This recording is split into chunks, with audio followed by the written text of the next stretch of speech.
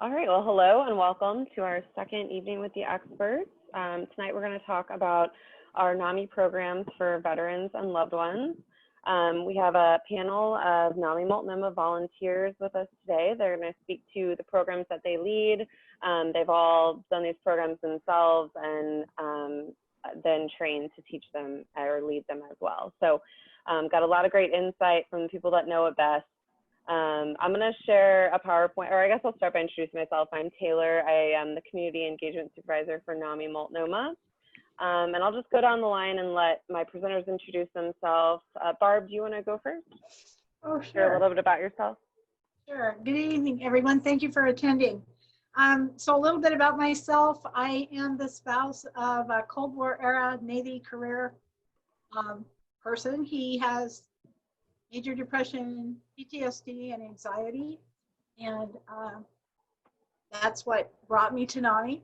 In fact, strangely, I have always thought this was unusual. The VA, someone at the VA is actually who said, you need to go find a NAMI and they'll be able to answer a lot of your questions. And that's where it all started. So I think for me, it's really important to be able to give it back and teach it at the VA. That's why I really especially like doing that. I've taught it for 5 years.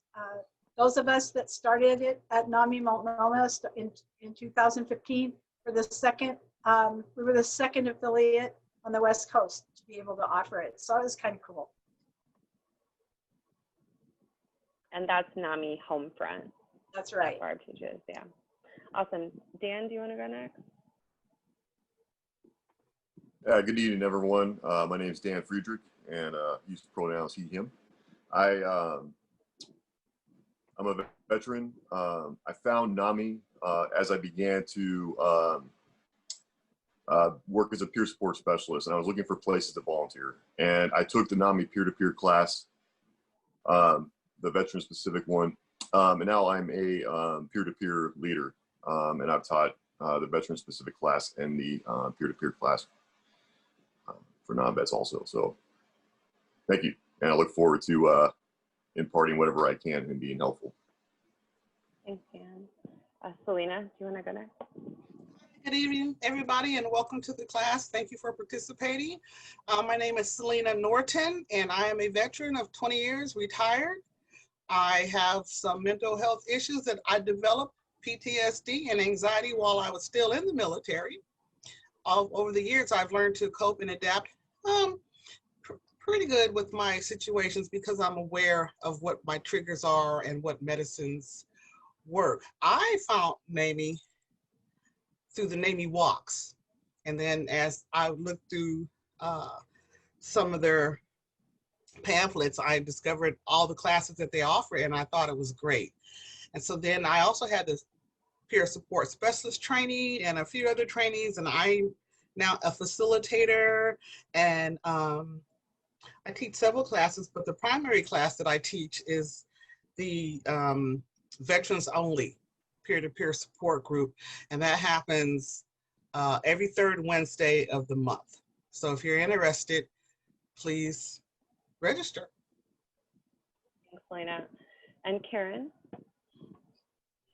Thank you. My name is Karen Mansfield, and I had my first introduction to NAMI in, I think, about 2017, and I took a peer-to-peer, a peer support specialist training, and the person teaching it was attached to NAMI, and so that was my first introduction to NAMI, and I took training to co-facilitate the family support group that happens Mondays.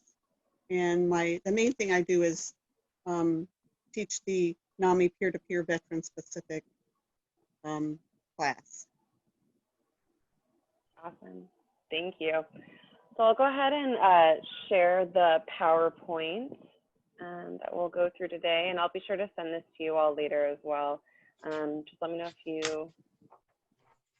you guys can see it okay. And then how do I do this?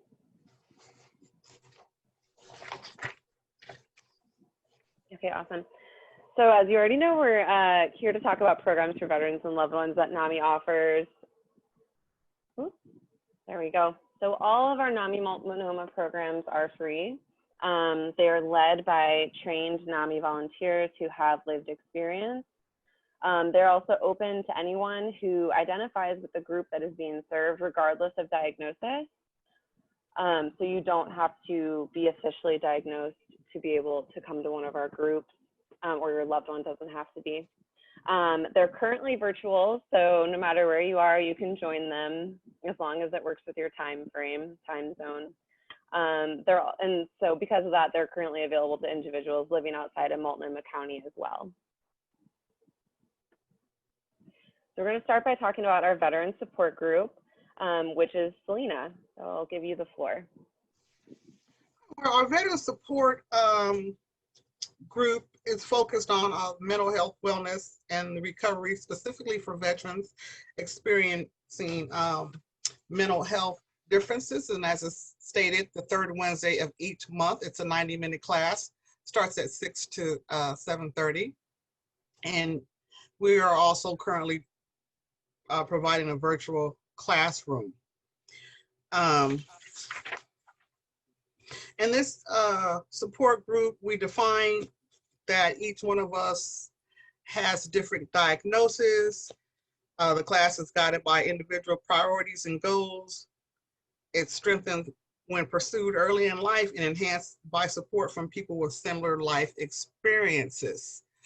We don't get too involved in our specific issues, but we do realize that we all have some commonalities with our experiences. And it's okay to talk about something that has come up recent or something that, you know, has occurred in the past that you want to talk about. And we just basically take it from there.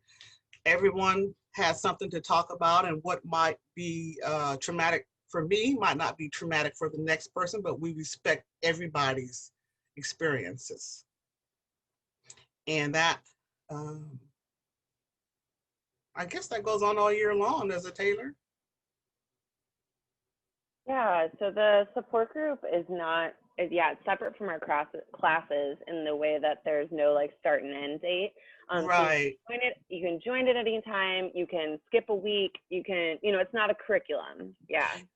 Correct. So if anyone would like to join, if you know anyone that would like to join, you're more than welcome. You can share your experiences. You do not have to share your experiences if you don't want to, or if at any time you feel like you just want to leave for the evening and not stick around till 7:30, you're welcome to come join and see what we have to offer you. We basically just give support to each other, and we go over the NAMI classes and what NAMI offers and what's out there for you.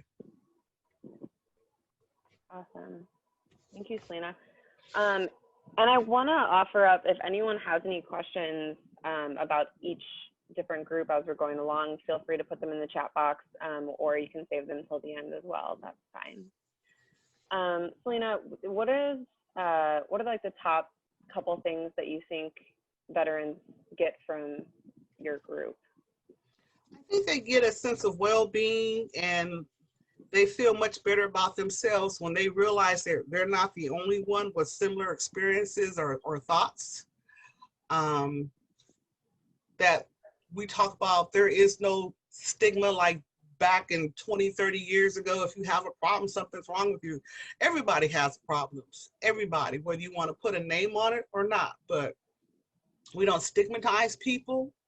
We don't point out people's disabilities. We just talk about them. And it feels good in a group environment to talk about our experiences, and that we all know, I've done that myself, or that maybe I can do what you suggested, and maybe that will help me cope and adapt with my experiences. And we just all let each other know that we're there for each other, and that everybody has something going on, whether they want to admit it or not. But you know that old saying about it's better out than in? Well, it really is better out than in, and talking about it is very helpful. In our classrooms, we don't, like I said, stigmatize people. We don't point fingers. We don't make people feel bad.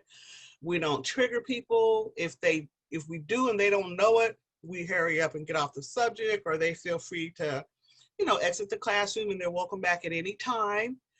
And just feels good to know that there's someone out there who at least we can listen. If we have not had their experience, we will at least listen to their experience.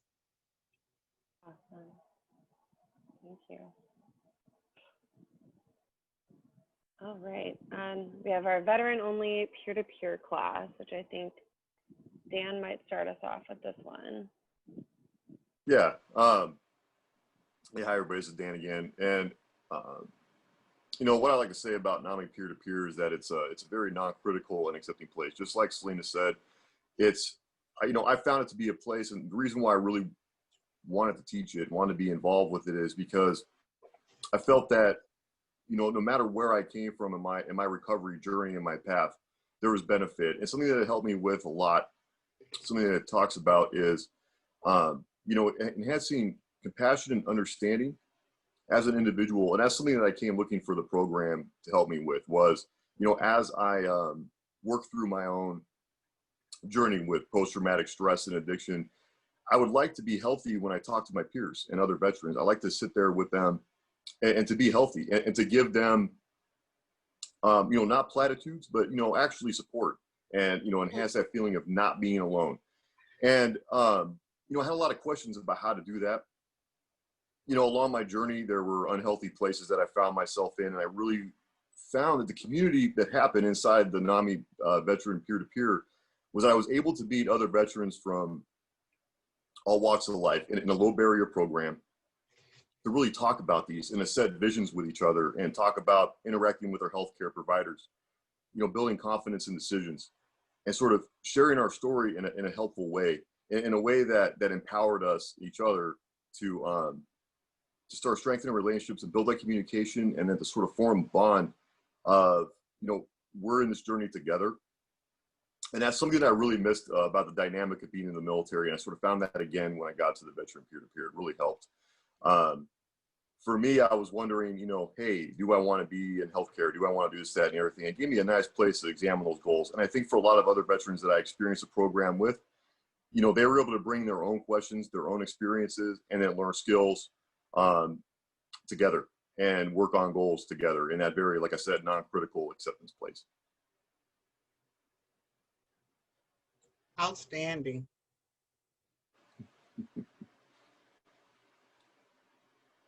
Sorry, I didn't realize I was muted. Thanks, Dan. You're welcome. Karen, Karen, do you want to speak next to peer-to-peer?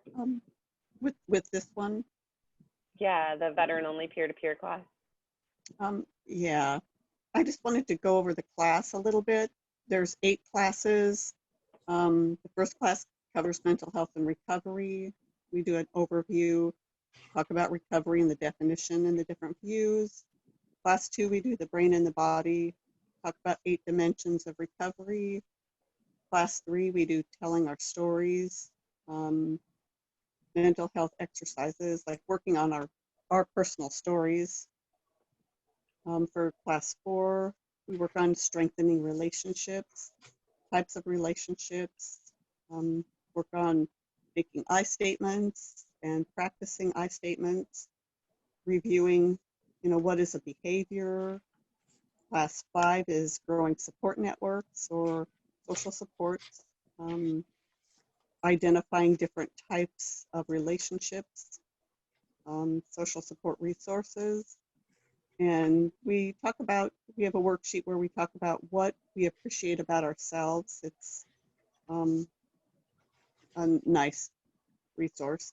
In class 6 is tools for enhancing our recovery. We talk over treatment options, complementary health approaches, professionals, different types of professionals, substances that affect our bodies, like caffeine and smoking. Class 7 is my story, my strengths. We give examples of how to rethink our stories after several classes.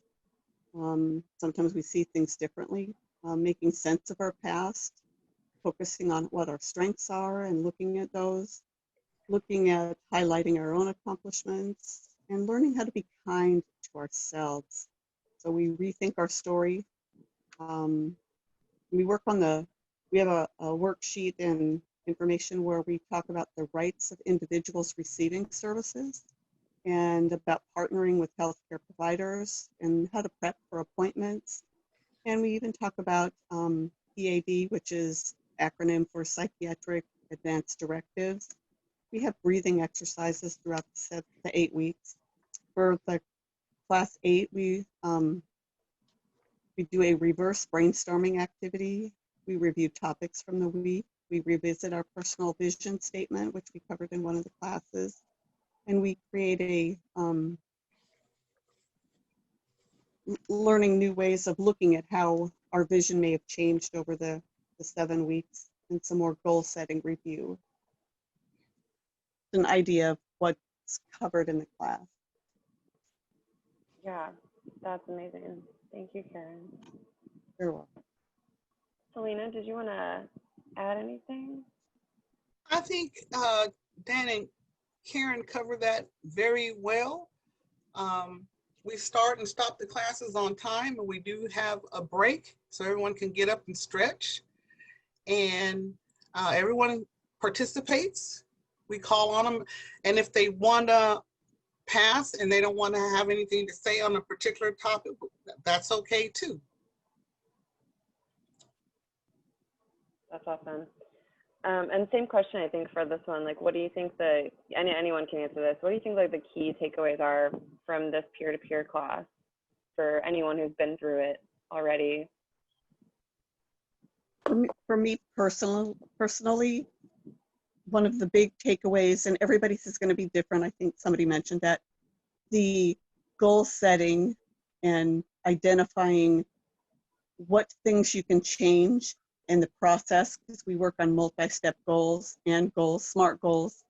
And I never really had anybody go through that complete process and go step by step so that I can actually get stuff done, because sometimes I don't, and keeps you stuck. So I really like the goals, the SMART goals, and then the multi-step goals that we did.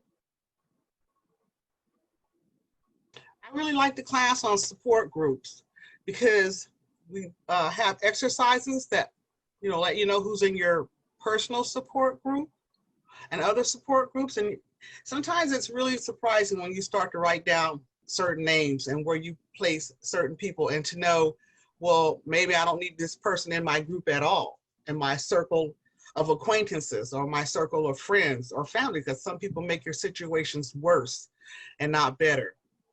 And so I really like the exercise on support groups. That's awesome. Dan, did you have any favorite takeaways from the class? Yeah, my favorite one, and I'm over here been kind of jonesing to put this out there, is that, what I liked about it right out the gate when I was a participant in the class is that it was led by veterans with a lived experience. And so from the get-go, I felt represented. I felt like I was going to be in a situation where people were culturally aware of what was going on and they're helping me. And for me, that was the most beautiful part, was just,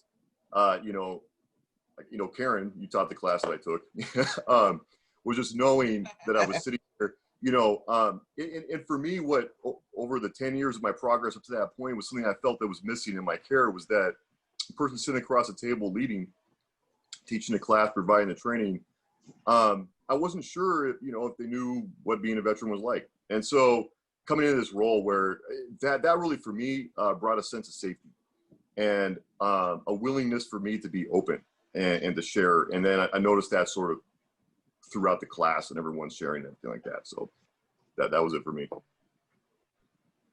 That's awesome. Thank you. All right. NAMI Homefront. Barb, you're up. All right, thank you again. First, I'll tell you why I like to do this, or why this is important to me. I had struggled for years trying to understand Michael's diagnosis or no diagnosis, what was causing his anger, what was causing his hesitation to be involved, what was causing him to get upset when we had families over that, like our family and our 4 granddaughters would come and they'd be giggling and laughing, and he would get frustrated. And I didn't understand any of that. So when I started going to NAMI classes, it became very, very clear to me. But I was going, and at that time, the only class that was available was Family to Family, which is an absolutely amazing class. But then when they decided to bring out Homefront, NAMI Homefront, it seemed to me like it was going to be an even better answer because it was a shorter class. It's not as long. Obviously, you don't get all the information you get from a Family to Family class, but it was derived from that and it's evidence-based. So for me, that was really important. And for me, it's the ability to be able to talk to someone and help them understand that their concerns and their worries are universal for us that live this life, and that there is somebody else out there who might be able to help, who has lived the same experience or walked the same walk. So that's why teaching NAMI Homefront is especially important to me. You'll notice on the screen that we had a class that was scheduled to start next Wednesday, but after a lot of conversation, we decided that because of the addition of the wildfires in Oregon and the COVID-19 situation, that maybe it would just be better to hold off a little bit longer before we start that class. So we will have a class. I just don't know exactly yet when we're going to start it. And at the very end of this presentation, I have some information about how you can go online and take the class once a quarter when NAMI at the headquarters level offers the class online as well. So now about the classes. The classes, there are 6 classes in this program. And again, they're based on NAMI Family to Family evidence-based practices. So the first class is just basically an introduction to you. So those who have been taking it, they learned about emotional reactions and the challenges that come because of a mental health condition in a family that, especially a family that never experienced it before.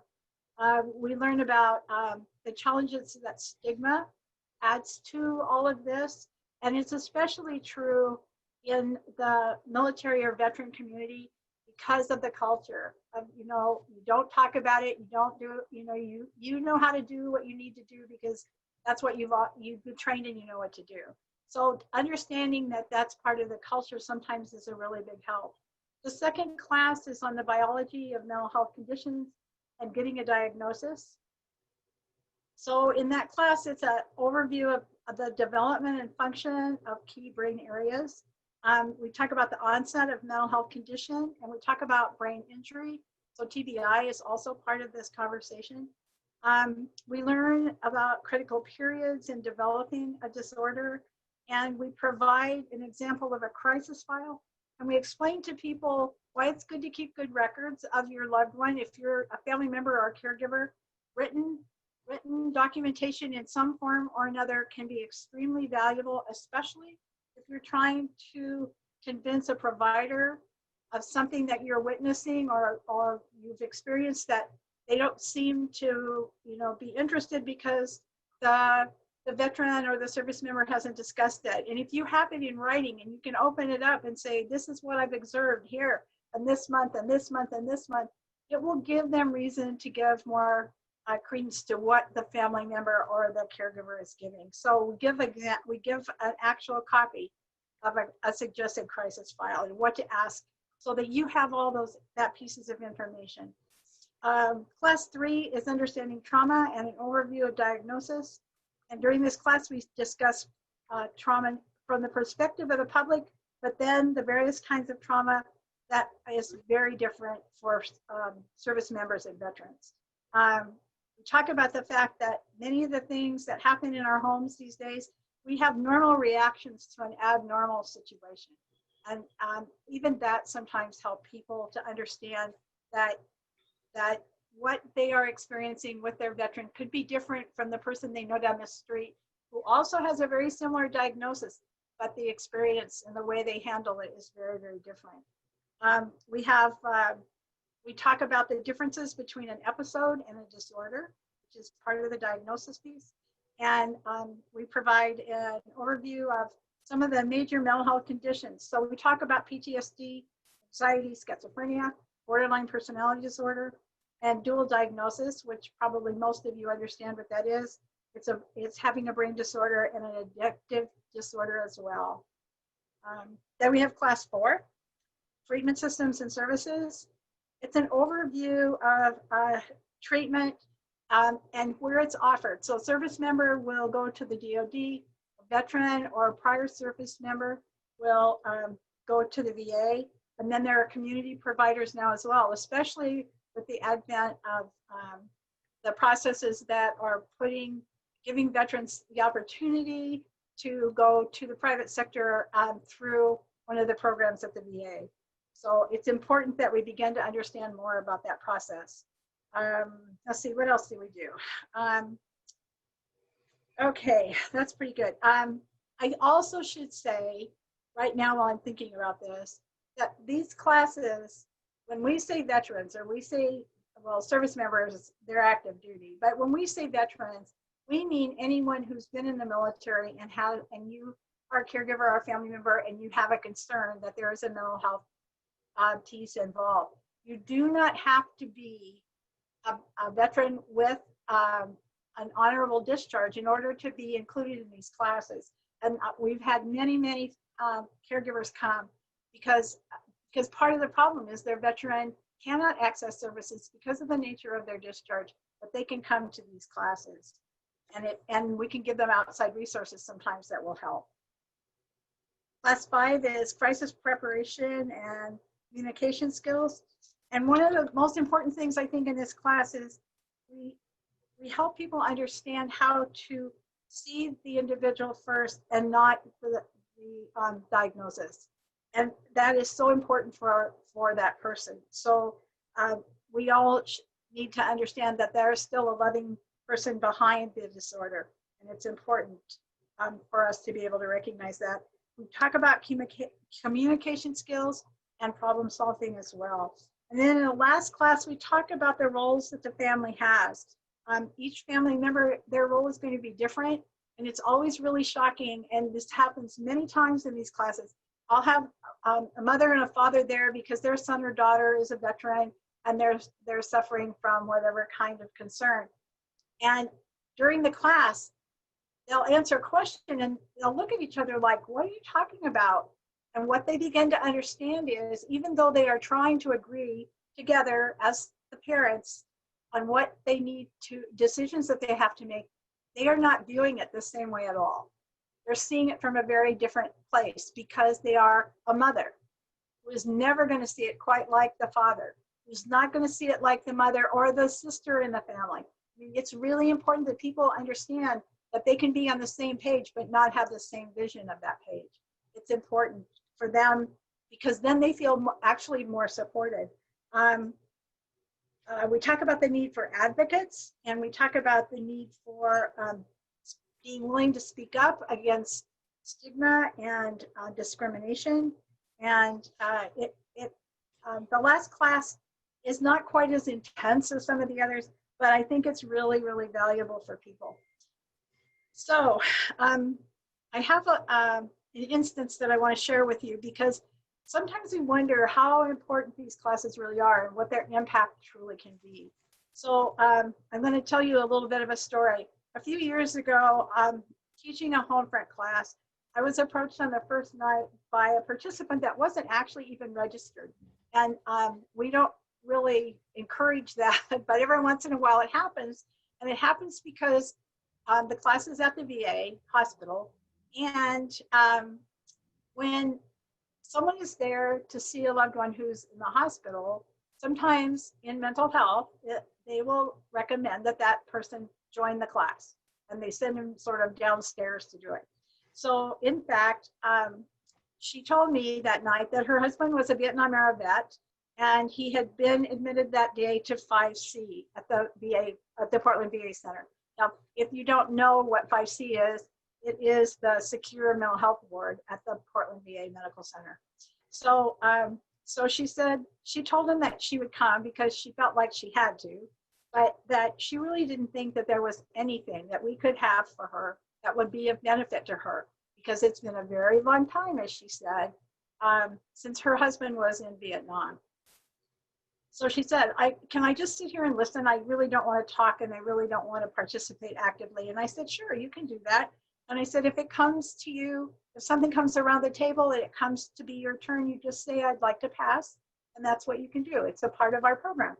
So I started the conversation with myself, and I said who I was and why, and my husband's diagnosis and so forth.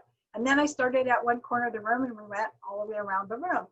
So maybe 12 people had spoken by the time we came to where this woman was sitting. And she sat there for a second, and this is hard for me to tell because it's so important. She said to me, I told you I wouldn't participate, but I can't say that any longer. She said, I've sat here and learned so much already. She said, I didn't see how this could help me in any way, but I've learned so much. And this is the important part. I always thought that I was the only person experiencing a black eye or bruises because my sleeping body was there when my veteran was thrashing his legs and swinging his fists. And sometimes they just contacted with me. It wasn't that he meant it to happen, but I was afraid people wouldn't understand. And I thought I was the only person ever experiencing this. So she said, I would call in sick or I would stay home for fear that someone would see the bruises and be upset. She said, can you imagine how amazing it feels to sit here tonight and listen to participant after participant tell almost the exact same story, that they've experienced the same thing I have all along. She said, I will be here every night and I will participate. And it's really true. She came every night. She contributed a great deal because we learn from each other as well as from these very well written and sometimes long and tedious lectures that we give in these classes. So I think it's really important for people to realize that we get a lot of positive feedback when we do these classes. And we get some feedback that sometimes says, maybe you could do this better. So now, Taylor, I'm supposed to just say what do I think the takeaways of this class are. So it's like a couple of things. Yeah, so it's really important. It's a safe place to talk. They can tell us whatever they need to, and we can share that. It's a good place to learn about self-care because some of us think we're taking care of ourselves and we're not. The crisis file can be very, very valuable, and to learn to write good documentation is important. And then it's a place where you can ask questions and get answers and where you can talk again and be comfortable doing it. So it is really important to be able to create that kind of space.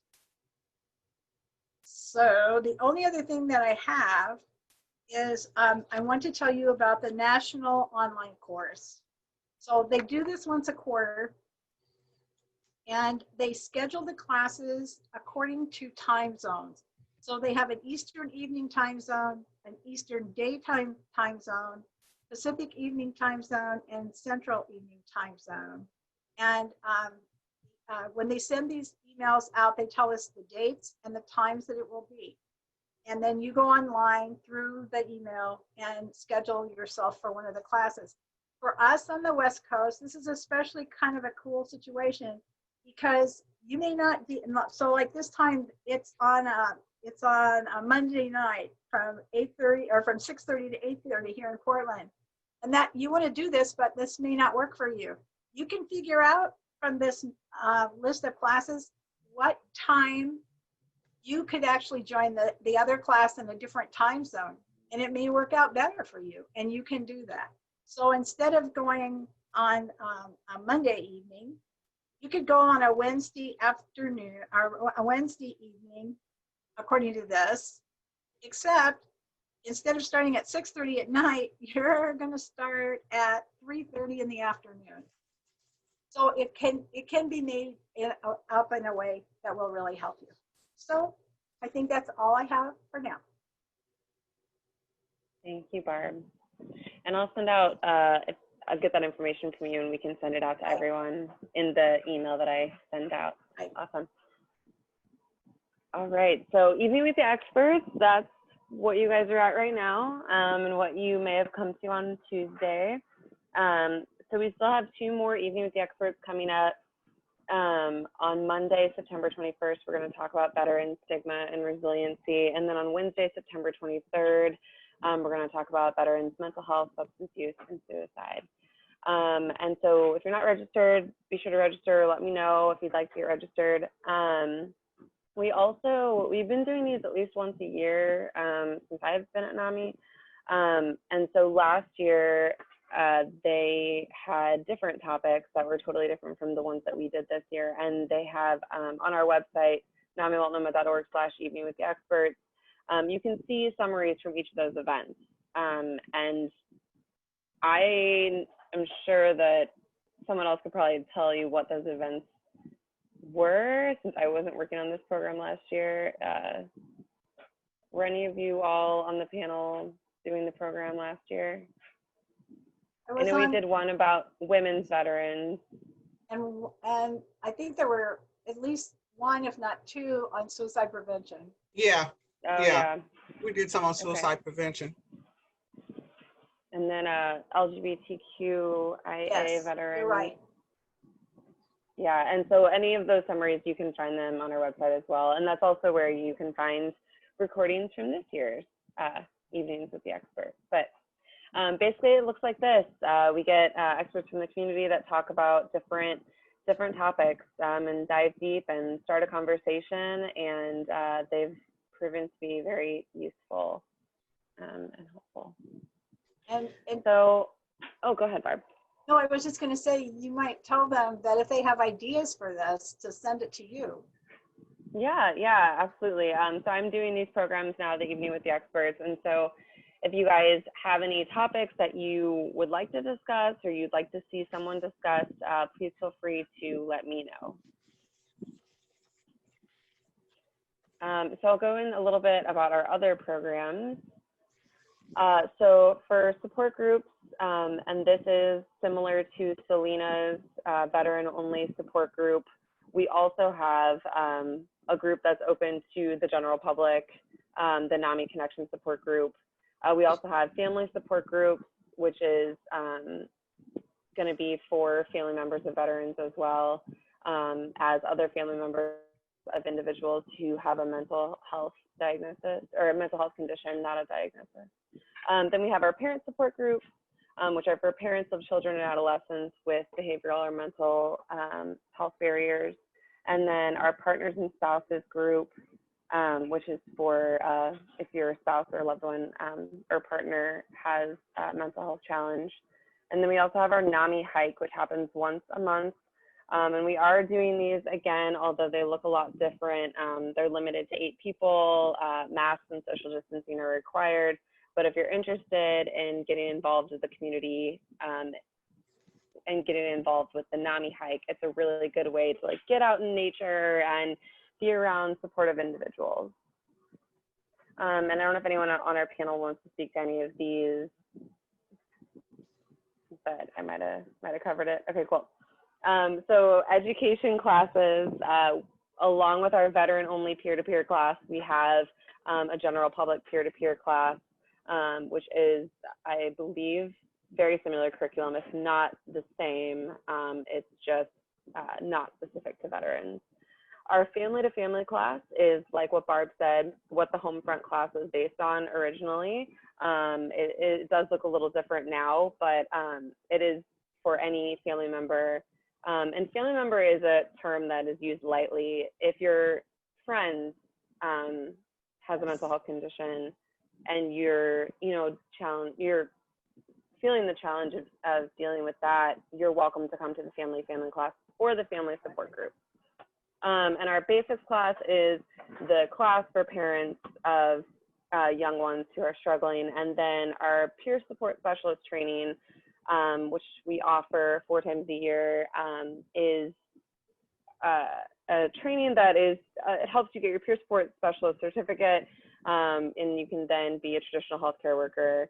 And that is a program that we offer. A certain number of individuals you apply and you have a chance to take this training for free. So it's a really cool opportunity. If anyone's interested in getting a peer support specialist certificate, you can apply to do it for free through NAMI Multnomah. So the third pillar of NAMI is advocacy. So we have community presentations like Ending the Silence, where we go into middle schools and high schools and talk about mental health and how to ask for help and where to go when you or your friend is struggling. First step is a presentation that goes into inpatient and speaks to individuals who are there. And kind of like what's next after that, like how to get involved with groups like NAMI or groups like DBSA, and kind of what's the next step after a potential hospitalization. In Our Own Voice is a presentation for the general community, and it is just talking about mental illness and mental health and just making people more aware. So a lot of times companies will ask for an In Our Own Voice presentation, or we've done them for the police, I believe, a few times. And so that's a really good, just general mental health presentation. We also have the Systems of Care Collaborative, which is for parents, family members, and youth providers to get together and talk about how we can better systems for our youth that are struggling. CATS and Wraparound are more crisis intervention, where our family partners work with or paired up with families and help them through different situations with their youth. Again, this is actually a program through Multnomah County. So if you're interested in this or you know someone who'd be interested, they go to the Multnomah County website to get access to those programs.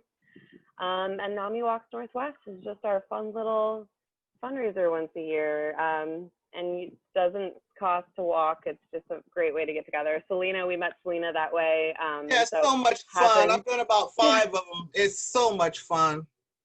Yeah, every year in May we do this. We even did it this year. It was virtual, but we did it. So wasn't as fun, but yeah. So here is our contact information, which I'm sure you all probably already have at this point, but this is kind of my ending slide. So I want to stop sharing and kind of open it up to the group, I guess, if we have any questions or anything you all would like to discuss or questions for the panelists.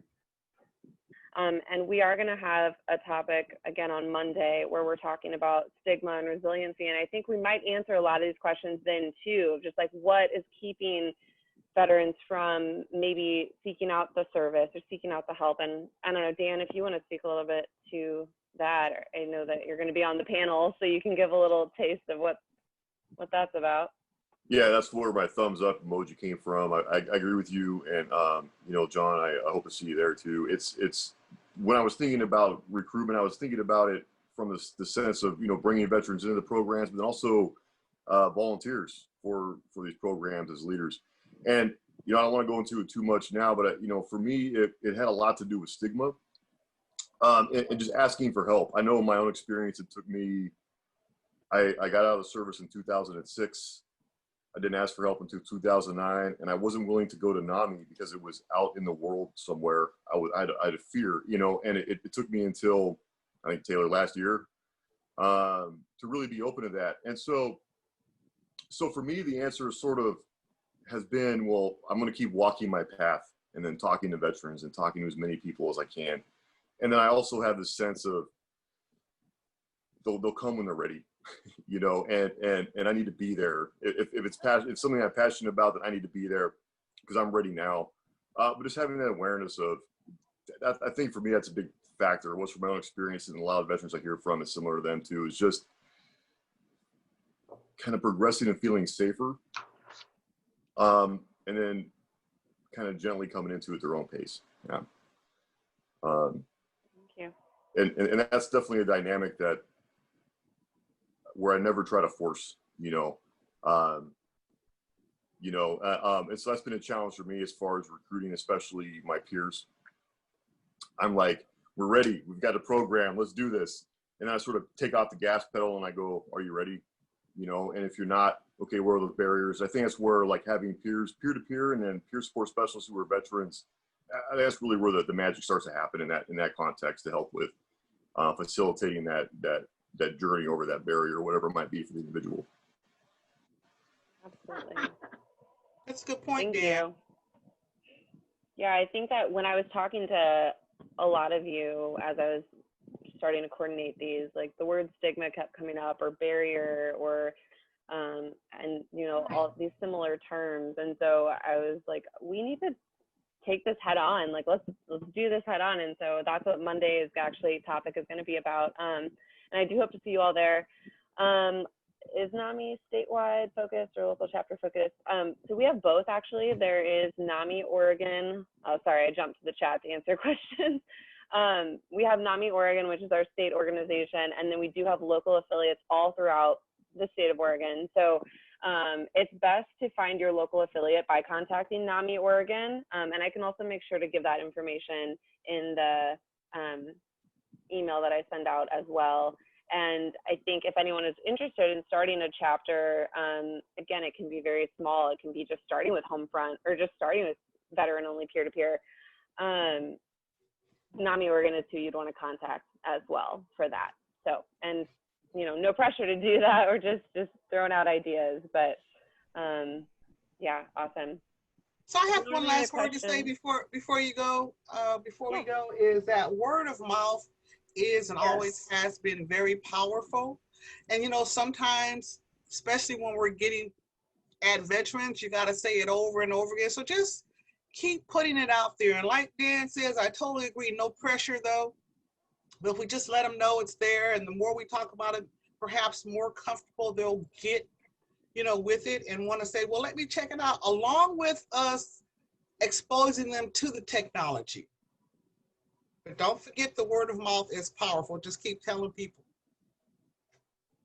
So I was looking at some of the other things that were in the chat, and I noticed someone asked about, is NAMI statewide focused or local? And Taylor, you sort of addressed that. So, but there are actually 3 layers to NAMI. There's the national level, who create the programs, have the professionals, write all these scripts that we use when we're teaching the classes. Then there's the state organization. So that's NAMI Oregon, and NAMI Oregon is primarily, but not only, the legislative piece. They are the ones who are down there pounding the tables for mental health. But they also do many other things, and they have a tremendous answer line that they use. I think they could probably run it 24 hours a day. They get so many calls. So, and NAMI Oregon also is kind of like the umbrella over some of the very small affiliates in the rural areas. So you know, they don't have an executive director, and they don't necessarily have their own funds like some of the larger ones do. They do some fundraising, but they're very, very small. So NAMI Oregon sometimes is you know, just kind of like that umbrella for those smaller ones. And then there are the rest of the affiliates, and you would never know when you see all these affiliates listed who is a standalone and who isn't. But then some of the larger affiliates, you know, they do have executive directors, they have people, you know, they have paid staff in some cases. So the answer to your question is, James, it's a little bit of both. You know, there are all 3. But you can always call NAMI Oregon and find a contact, or you can call NAMI Multnomah and ask to talk to one of us that's been doing this for a while, and we can try to help, or we can give you, you know, the best answers we can. This is really important. Also, one of the things that I think sometimes is, you know, kind of difficult where Homefront is concerned is primarily it's for family members and friends. It is not for the veteran. But if we could get the veterans to use their voice and to say, you know, I've seen some things from this, I've seen results from this class, that might help us. And if your family is like many families are, where both the spouses are veterans, it gets a little tricky, but you can actually both come to the class. Some families decide that the spouse will come individually to different classes, and some decide they want to come together. But what they have to do is take off that extra hat. So they wear 2 hats when they come to our class. They wear the hat of the veteran who has the diagnosis, and they wear the hat of being the spouse or the support. So when you're in that class, you have to take off your veteran hat. And that isn't always easy to do. But almost every class I've ever taught has at least one couple that has come under that circumstance. And they do pretty well. They do pretty well, all things considered. But as you can imagine, it's not always easy because they're, the triggers for them can get in the way. Excuse me. So what I always tell them is, you need to walk out of the room and you're going to be back. Give me a thumbs up as you walk out the door. If you need to walk out of the room for the night and you're going home, I need to realize that too, because one of us will make sure that they're exiting safely and that, et cetera. So we do everything we can to support everyone. And I should say, I know it the conversation kind of kept going with the small affiliates, but I do know that Lane County and Douglas County are still a chapter. I'm not sure how they obviously, I don't think they do as much as maybe NAMI Multnomah does, but I do know that they are still active because they were involved in the walk this past year. So they're active in some capacity. So definitely call NAMI Oregon, figure out what maybe the closest affiliate is for you. If you're interested, again, in kind of starting one up, even if it's just one class, you just want to do Homefront in your area or you want to do peer-to-peer, you can also, absolutely, Selena, sorry, I just saw your message. Thanks for being here, Selena. Appreciate you so much. Anyway, what was I saying? I think that NAMI Oregon will be the best connection to figure out what's closest. And then also, we're doing virtual. We're here. Connect with us, NAMI Multnomah. We have all of our stuff is virtual right now. And I think, I don't know who said it, maybe it was Selena, to continue doing these virtually even after we get some sense of normalcy back. But it is after 7, so I think we'll probably wrap up if we don't have any other further questions. But I want to thank our panelists. I want to thank our audience. And let's keep the conversation going on Monday with stigma and resiliency. So thank you all.